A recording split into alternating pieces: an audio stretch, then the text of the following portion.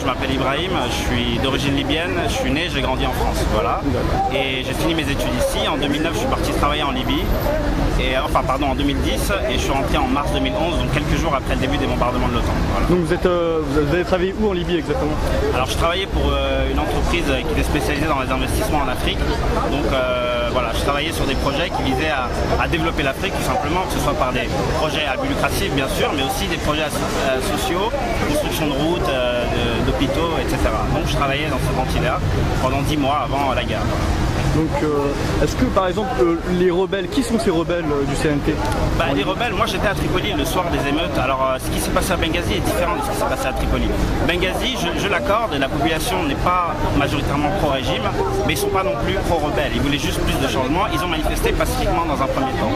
Ce qui s'est passé à Tripoli est complètement différent. C'est exactement la même chose qui s'est passé en France en 2007 avec les émeutes de banlieue. C'est-à-dire ce sont des jeunes qui sont sortis, qui n'étaient pas contents du système, qui ont brûlé des commissariats, qui ont brûlé des voitures, tout ce que vous voulez.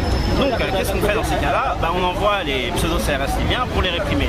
Sauf que la différence entre la Libye et la France, excusez-moi, c'est qu'en Libye, ces mêmes émeutiers, c'est pas comme en France. Là-bas, ils ont volé des armes. Ils ont volé des armes dans des casernes. Et là, ça change tout. La police ne s'attaque plus à des manifestants pacifistes ou à des émeutiers sans défense. Elle s'attaque à des gens armés et qui menacent la sécurité du pays. Donc voilà, je voulais distinguer un peu la différence des événements à Tripoli. Et les citoyens, comment ils vivaient sous le régime de Kadhafi? Alors, moi, j'ai toujours été pour ceux qui voulaient un peu plus de liberté, un peu plus de démocratie, comme ils disent ici.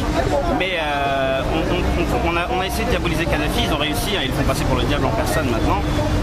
C'est chose faite, mais moi j'étais en Libye, j'y vais tous les ans depuis que je suis gamin, tous les étés. Là j'y étais pendant 1 an et encore un stage avant de 6 mois. Et je peux vous dire que c'est vrai que le régime Kadhafi a la main mise sur tout. Que c'est lui qui contrôle tout, qu'il y a un peu de corruption comme dans tous les pays. La corruption c'est pas un problème.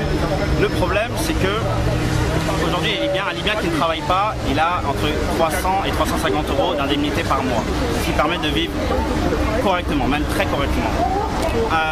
Une famille libyenne peut obtenir des aides sur le logement. Moi, j'étais sur le point d'obtenir un prêt à taux zéro pour acheter une voiture parce que je venais d'avoir un emploi et j'allais m'installer. Pareil pour les prêts construction immobilière. Tout ça, les Libyens l'ont. L'eau est gratuite. L'électricité, on dit qu'on toujours en France, c'est un des pays les moins chers, mais en Libye, c'est encore moins cher qu'en France. Je payais à peu près 4 euros par mois d'électricité. L'eau est gratuite, même l'eau en bouteille, pourtant c'est un pays aride, l'eau est pas chère. Les soins sont gratuits, l'éducation est gratuite. Moi j'ai eu la chance d'avoir une bourse par intermédiaire de l'État libyen parce que j'étais bon élève au lycée. Donc j'ai obtenu cette bourse qui m'a permis de payer une école privée ici. Donc dire que le régime ne s'occupe pas de sa population, c'est pas vrai. Donc c'est pour cette raison qu'il n'y a pas de diaspora libyenne dans le monde? Voilà, il n'y a pas besoin, on n'a pas besoin d'immigrer. Moi c'est un peu un hasard que je suis né ici parce que ma mère est pas libyenne. Et du coup je suis né ici et bon, mon père estimait que c'est mieux que je reste là pour mes études et tout, voilà.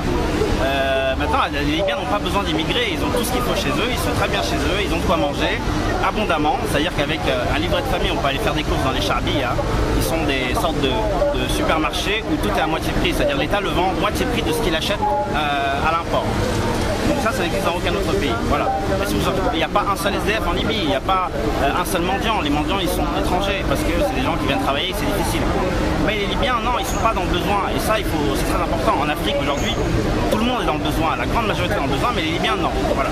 On surnomme d'ailleurs la Libye la Suisse de l'Afrique, c'est bien ça? Bah oui, parce que faut savoir pourquoi la Libye aujourd'hui est attaquée par l'OTAN et pourquoi c'est la cible. Bon, c'était facile, Kadhafi n'avait pas beaucoup d'alliés dans le monde, c'est vrai, à l'inverse de Bachar al-Assad par exemple. Il n'y avait pas d'alliés puissants. La Libye c'est un grand pays, très très riche, très peu d'habitants, on est 5 millions de Libyens, donc très facile à gérer. C'est un pays qui n'a pas de dette, c'est rare aujourd'hui, qui n'a pas de dette dans le monde, l'Arabie Saoudite, la Chine et la Libye, peut-être 2-3 autres pays. Mais c'est tout, voilà, et l'Algérie aussi. Donc voilà, il faut tenir ça en compte aussi. Et dire que la richesse n'était pas distribuée, c'est faux. Donc est-ce que vous pensez que l'Algérie pourrait être la prochaine cible? Je pense que c'est possible. L'Algérie c'est plus difficile parce que militairement elle est très forte, ce qui n'était pas le cas de la Libye, d'où cette guerre très facile pour l'OTAN. L'Algérie est très forte militairement, maintenant ça risque d'être difficile parce que si la Libye est du côté de l'OTAN et qu'en plus les rumeurs islamistes intégristes se confirment, elles sont même déjà confirmées. Donc l'Algérie risque d'encercler, donc d'une part par la Libye, un pays qui risque de devenir terroriste, islamistes. La Tunisie où Ben Ali était tombé, Ben Ali, bon, il était un dictateur, mais c'était quelqu'un qui ne faisait pas d'histoire, ça il ne faut pas l'oublier aussi. Donc voilà, l'Algérie va se retrouver encerclée, et on sait qu'il y a des gens qui sont quand même pas contents en Algérie, même si c'est une très faible minorité. Mais ces gens-là, en Libye aussi, c'était une très faible minorité. Bah, regardez le résultat, regardez ce qu'ils ont réussi à faire. Bon, bien sûr, sans le soutien de l'OTAN, on ne serait pas là aujourd'hui. Et on va dire l'arrestation de ces gangs armés aurait été faite au bout d'un mois et on en aurait pu parler. Mais l'OTAN l'a décidé autrement et bon, ils pensent que la Libye aujourd'hui, on dit la Libye est libre, la Libye est démocratique. C'est pas vrai. Aujourd'hui en Libye, il y a des exactions, il y a des exécutions sommaires, il y a beaucoup de morts, des gens qui n'ont rien fait, qui n'ont rien à voir avec le conflit. Et c'est pas fini et ça va jamais finir parce qu'il y a les armes, il y a beaucoup d'argent encore du côté du régime qui est tombé. Donc la révolution elle va continuer et je pense même à une contre-révolution dans quelques années, je ne sais pas. Mais espérer que la Libye se stabilise et que les industriels européens aillent en Libye pour faire leur business en toute sécurité, je ne crois pas. Il n'y aura pas de sécurité, et notamment pour les Français. Et c'est pour ça que Nicolas Sarkozy prend un gros risque en faisant autant d'ingérence. Un risque pas pour lui bien sûr, mais pour les Français. Voilà, moi j'ai peur pour les Français et j'estime que la majorité des Français est contre la guerre en général et qu'il faut arrêter d'assimiler la France à Nicolas Sarkozy. Il y a un gouvernement qui est seul sur le Canadien et il y a la population qui est divisée et majoritairement pacifiste. Donc c'est ça qu'il faut retenir. Et nous aujourd'hui, le message qu'on veut passer, c'est aux Libyens, moi-même je suis Libyen, mais aux Libyens en Libye, que voilà, ils ont du soutien aussi à l'étranger, on pense à eux et on leur souhaite beaucoup de courage pour lutter contre les bombardements. Est-ce que vous avez un message pour les médias officiels, comme BFM TV, comme iTélé? Moi j'ai un message, voilà, les médias français je leur en veux pas parce que c'est une guerre que la France mène et au final chacun protège ses intérêts, donc limite c'est compréhensible.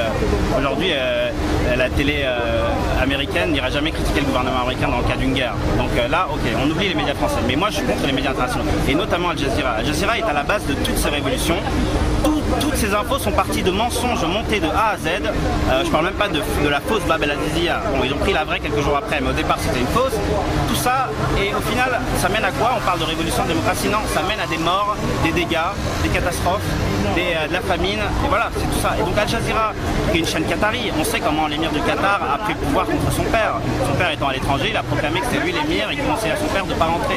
Donc il a pris le pouvoir par la force, il dépense des milliards dans des choses inutiles que sont le sport de grande masse alors qu'il n'y a pas de sportif au Qatar. Donc lui aussi c'est un dictateur. Au final il a le soutien des Américains et des Français, de grands pays diplomatiquement parlant, parce que derrière il leur offre Al Jazeera sur un plateau. Al Jazeera contrôlé par, je pense, faite par les Américains. C'est très américanisé, vous voyez le design, le décor Al Jazeera. Et je pense que Al Jazeera qui a été créé, je sais pas, il y a 7-8 ans, peut-être 10 ans, je pense qu'elle faisait partie de tout ce plan. Voilà. C'était le moyen d'accéder directement au peuple arabe par l'intermédiaire d'un média de ce genre qui est totalement affilié aux Occidentaux. D'accord, je vous remercie monsieur. Merci beaucoup. Bonne journée. Au revoir.